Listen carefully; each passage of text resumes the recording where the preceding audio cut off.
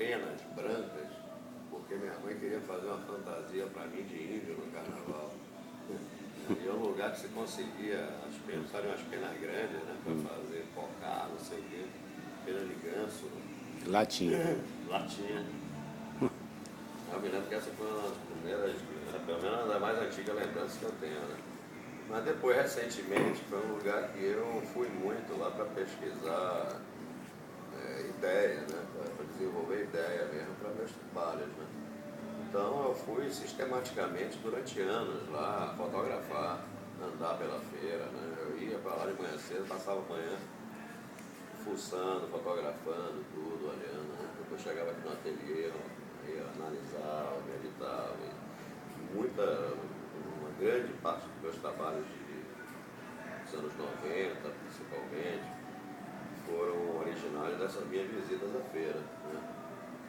Muitos, muitos. Então essas são as minhas melhores lembranças, né? Lembranças que estão mais vivas ainda até hoje, que ainda são importantes para mim, porque volta e meia eu estou fazendo algum trabalho que tem a ver com as minhas observações da feira, né? Ou de movimento, ou de galos de briga, agora eu estou trabalhando no galo de briga, que tem a ver, né?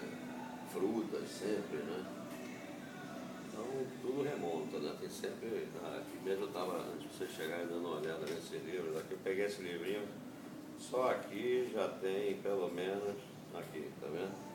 2 trabalhos, um vendedor de bananas, que foi um tipo que eu fotografei, ele hoje já é um velho, né? Esse cara já é um velhinho, ele era um homem banana, né? Aqui, abacaxis, né?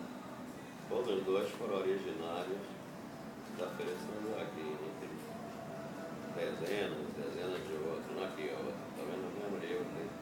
A Feira de Pássaros, né? Barraca de passarinhos, né? Que foi um outro tema que eu sempre volto para ele, né? Que hoje até tem pouco lá, porque foi proibido, né, corretamente, mas era muito, uma coisa que tinha muito em São Joaquim, me fascinava, a Feira de Pássaros.